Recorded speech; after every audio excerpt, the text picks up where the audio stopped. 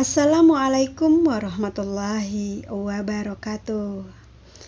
Buah kelapa, buah bonsai. Bikin Batman dari kertas krep. Jangan lupa tonton video sampai selesai. Kasih komen, like, and subscribe. Materi kita hari ini adalah tema 6, cita-citaku. Subtema 2, hebatnya cita-citaku. Pembelajaran 1.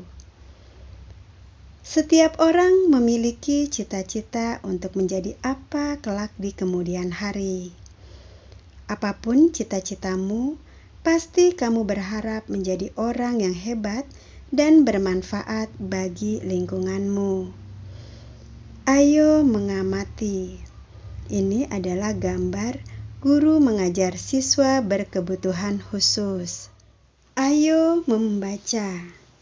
Kisah seorang guru anak berkebutuhan khusus. Seorang wanita muda terpanggil untuk menjadi seorang guru. Bukan sembarang guru, melainkan guru bagi anak-anak berkebutuhan khusus.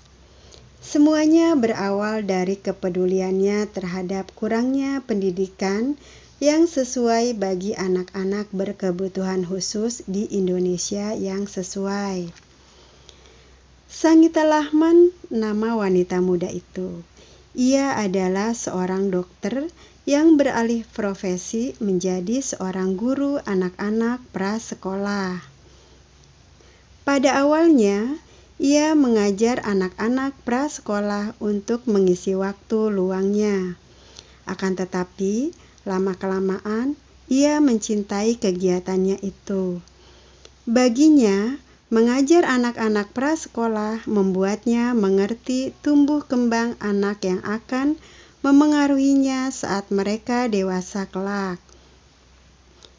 Pada saat mengajar anak-anak prasekolah, ia menemui beberapa siswanya yang berkebutuhan khusus, seperti anak yang menderita autis atau kesulitan belajar lainnya.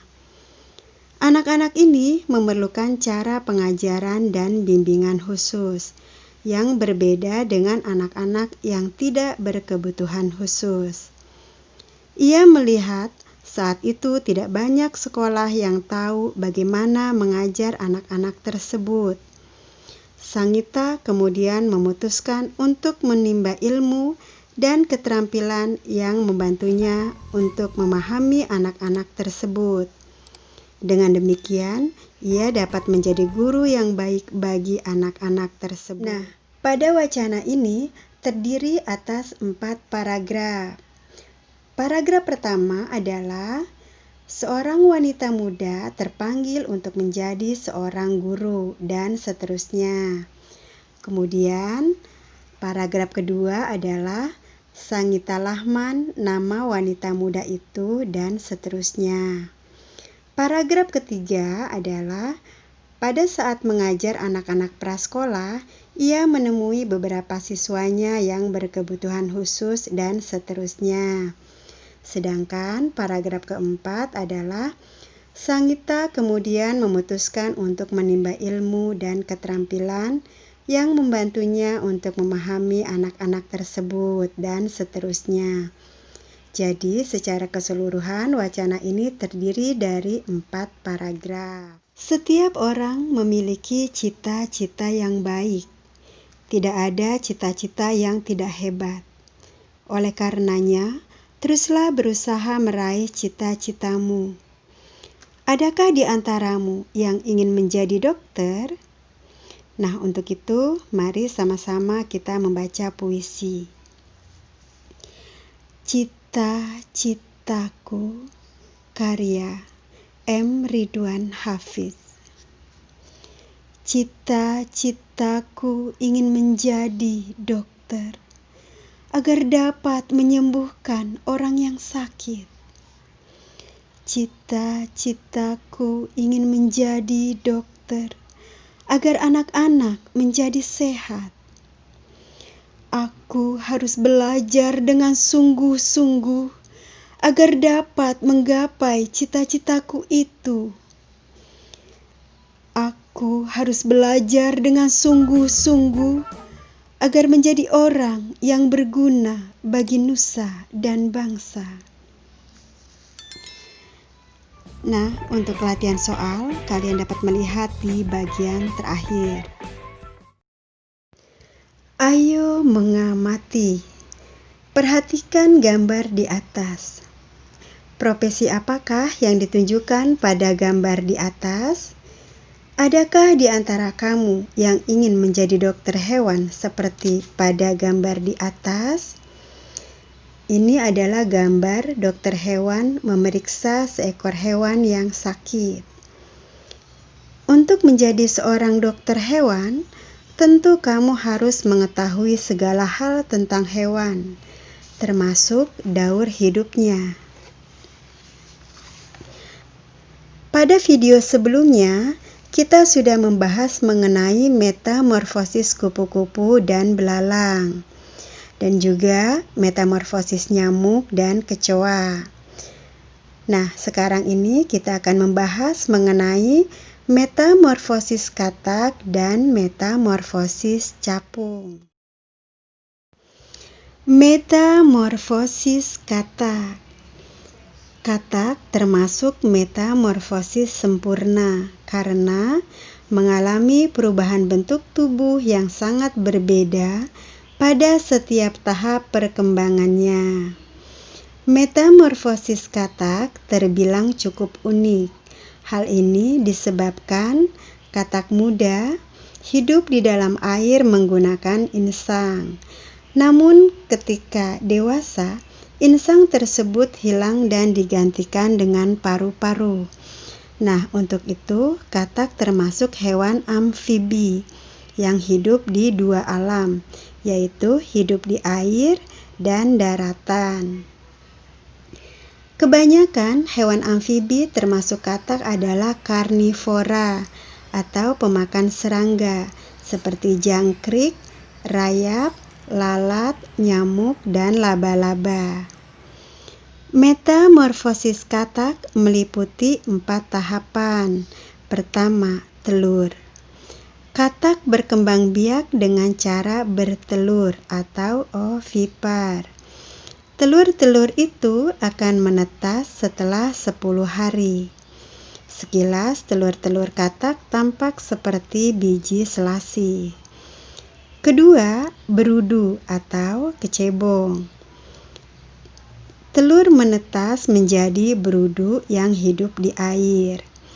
Setelah 2 hari, berudu baru memiliki insang atau alat pernafasan untuk bernafas di dalam air, seperti pada ikan.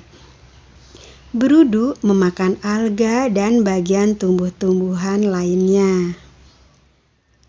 3. Katak muda. Sama seperti berudu, katak muda hidup di air dan masih bernafas menggunakan insang. Katak muda memangsa serangga seperti jangkrik yang dijadikan makanannya. Setelah 3 minggu, kulit mulai tumbuh menutupi insang.